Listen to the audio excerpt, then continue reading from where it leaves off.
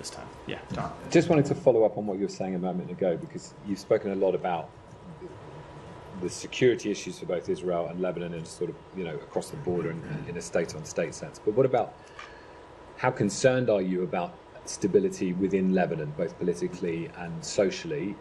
We know that this is a country with a very fragile sectarian makeup. We've now had a huge shock to that, given what the Israelis have done over the last week or two, and which compounds a series of very significant shocks for that country over the last years, from a financial crisis to the Beirut port explosion and so on. So what's your assessment on what all this does to Lebanon internally? I think it is too early to say. And I'll go back to the answer that I gave. I don't remember whose question it was. The concern over Lebanon's stability is not something that just started last week, right? You look at the incidents that you spoke to. You look at the fact that Hezbollah has prevented the appointment of a president for, I think it's around 2 years now.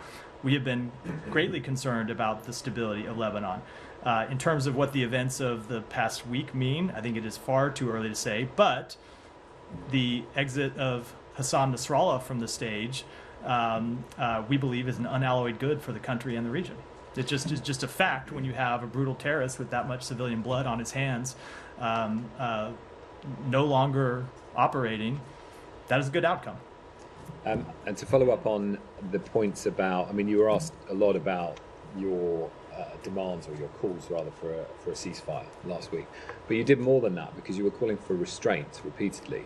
And the US was leading the diplomatic charge at the United Nations on this. What we have definitely not seen is restraint. And you talked about a ceasefire involving two sides, but on this we have seen a very sharp escalation by the Israelis. So as your call for restraint has failed. So we continue to call for a diplomatic resolution, but at the same time, as I said, Hezbollah has continued to launch rockets that have kept Israeli civilians from returning to their home, and Israel absolutely, along with every country in the world, has a right to defend itself from terrorism. It also has a right to go after legitimate terrorist targets like Hassan Nasrallah, and we support them taking those steps. Just as we have brought terrorists who targeted American citizens to justice over time. But that said, we long-term want to see a diplomatic resolution. That's what we're continuing to pursue.